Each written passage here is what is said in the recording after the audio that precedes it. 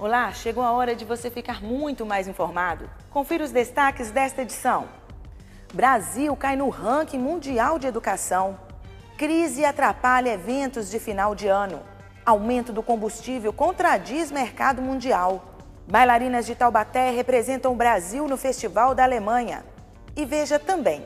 Você já parou para pensar quantas coisas perigosas tem na sua casa? Aí na sua sala, você está sentado vendo televisão, de repente aquela tomada está com fio desencapado, a mesa tem uma quina perigosa. Hoje nós vamos falar sobre acidentes domésticos. Estamos recebendo aqui o Tenente Guilherme Luiz, do Corpo de Bombeiros, um especialista nessa atenção. E ele vai dar dicas preciosas para você que acompanha o Repórter Setorial. Você confere essas e outras informações agora.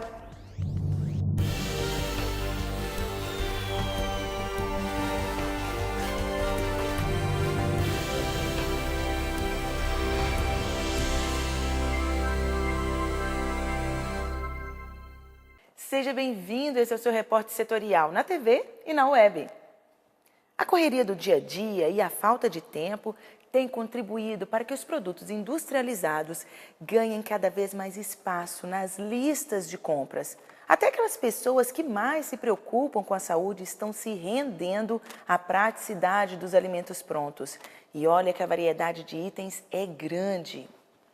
Mas será que os alimentos industrializados, como leites e sucos, fazem bem para a saúde? Tá errado, para mim tá errado.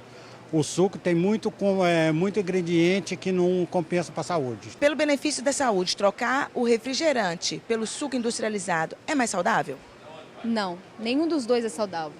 Você tomar um suco natural, você está prevenindo a sua saúde. Então você vai ter uma saúde bem melhor do que você tomar um refrigerante, com certeza. É bem isso mesmo. Muitos produtos se tornam vilões pelo simples fato de serem industrializados.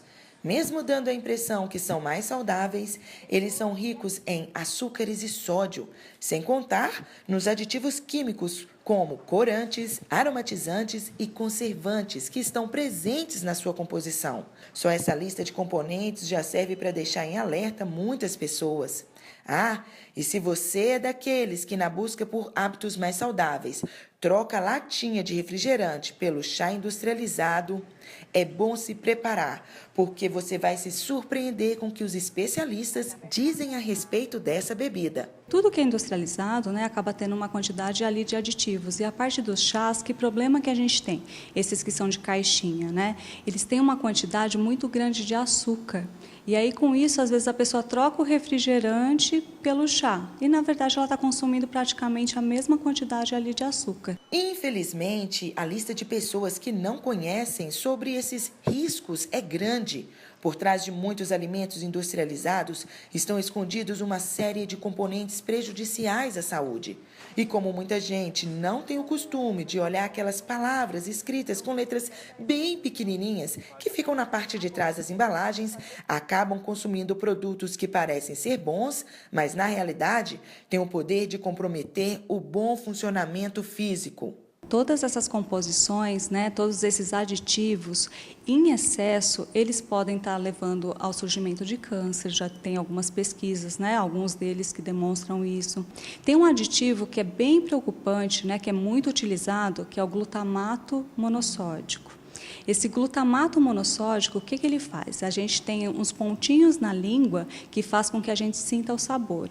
E ele faz com que ele é um realçador de sabor. Então a gente começa a achar fruta meio sem graça, verdura, legume meio sem graça, porque a gente não consegue sentir o verdadeiro sabor das coisas. Então ele realmente traz assim, bastante prejuízo, Mas o problema não para por aí.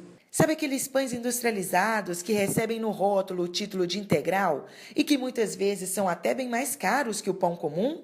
Pois bem, até eles podem se tornar vilões. O pão integral, o maior problema que a gente tem é que às vezes ele não é tão integral como diz a embalagem. Se tiver escrito primeiramente farinha de trigo integral, esse pão realmente vai ser bem bacana, ele vai ser integral. Se tiver como primeiro ingrediente farinha de trigo enriquecida com ferro e ácido fólico, e lá no finalzão A farinha de trigo integral, ele já não é tão integral assim. Nem sempre o perigo está nas lanchonetes. Um principal inimigo da saúde está dentro de casa. E isso reflete no corpo. Se você se sente cansado, sofre de sobrepeso, hipertensão e algumas alergias, é bom ficar atento, porque as coisas que estão na sua geladeira podem dizer muito sobre você. Parar de consumir esses tipos de alimentos industrializados não é tarefa fácil. Afinal de contas, é muito mais prático comprar um produto já pronto, principalmente para muitas mulheres que no dia a dia desempenham jornada dupla, tendo que conciliar a vida profissional e ainda dar conta dos afazeres domésticos. Mas nem tudo está perdido.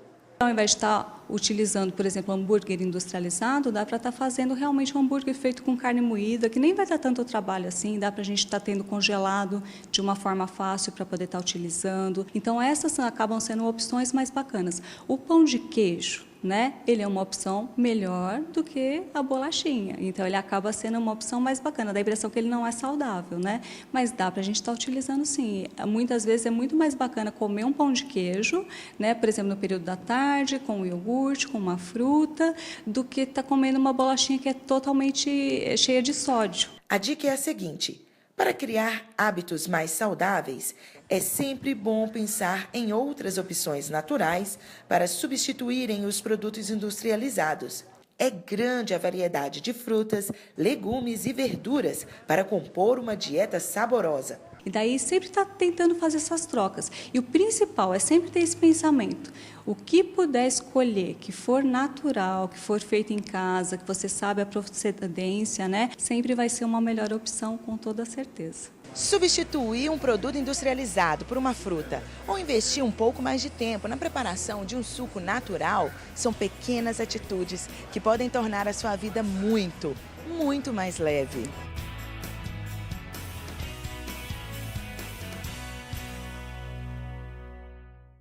70 países foram analisados no ranking mundial de educação.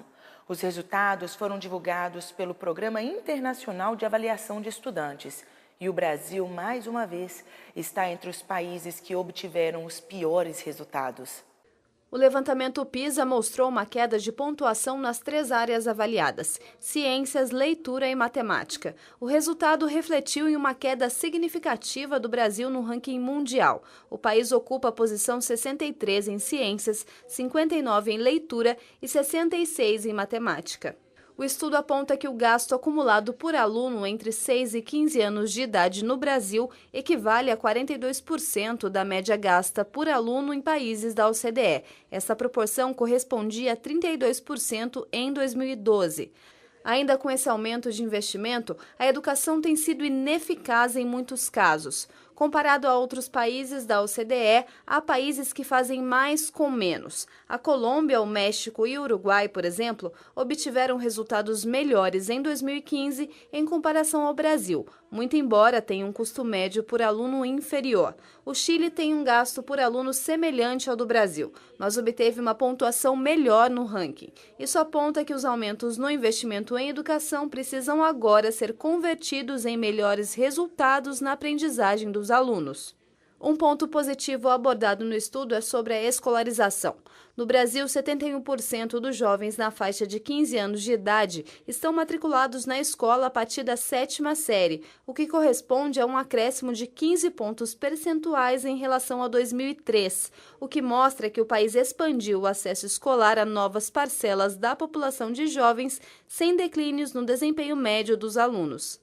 O estudo da OCDE tem o objetivo de oferecer um perfil básico de conhecimentos e habilidades dos estudantes, apontar as diferenças de nível de ensino por região demográfica e social de cada país e também oferecer indicadores que monitorem o ensino ao longo dos anos, mostrando se as políticas públicas daquele país estão no caminho certo para o desenvolvimento educacional.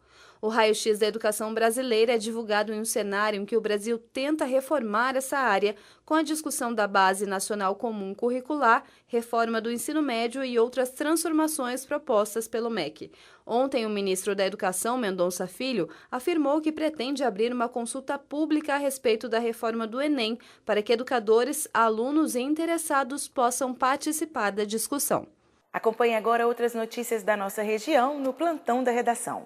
A Prefeitura de São José dos Campos entrou com uma representação no Ministério Público contra o governo estadual, acusando falta de repasse de medicamentos de alto custo. Estariam faltando 72 medicamentos para tratar câncer renal, hepatite C e malária. A estimativa é que pelo menos 4.000 pacientes sejam prejudicados. O governo do estado diz que enfrentou problema na compra dos medicamentos. Um projeto de eficiência energética foi implantado em 300 casas do município de Roseira. O objetivo é combater o desperdício de energia com a instalação de um sistema de aquecimento solar, reservatórios e chuveiros inteligentes. Moradores de baixa renda serão beneficiados. Eu sou J. Washington e este é o Plantão da Redação.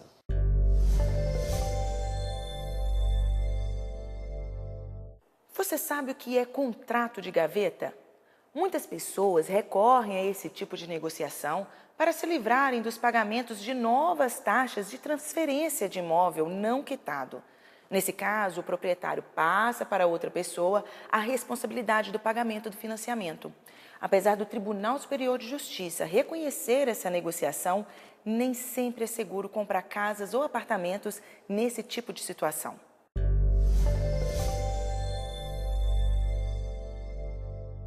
Amigos, muita gente se vale do chamado contrato de gaveta na hora de adquirir a casa própria. É extremamente perigoso, muito embora o Superior Tribunal de Justiça tenha reconhecido a possibilidade da operação em sucessivos julgados. Mas veja você, se o proprietário que vendeu morre e os herdeiros não reconhecem a operação, já fica uma situação extremamente complicada de ser discutida. Afora também a possibilidade do adquirente parar de pagar as obrigações do imóvel, deixando o antigo proprietário em situação embaraçosa. Sem contar o fato de que a Caixa Econômica, não sendo chamada à operação, porque sendo chamada não vai reconhecê-la, só possibilite, digamos assim, a transferência do imóvel ao final da quitação de todas as parcelas e tantas coisas poderão acontecer nesse intervalo. Portanto, é uma operação perigosa. Quem quiser correr o risco da aventura jurídica, que o faça. Pode ser que tenha o reconhecimento do Superior Tribunal de Justiça se nada de eventos danosos à concretização desse contrato acontecerem durante esse período.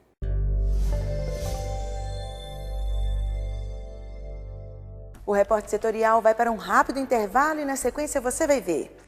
Crise faz cidade do interior cancelar as festividades de fim de ano. Continue conosco, já já estamos de volta.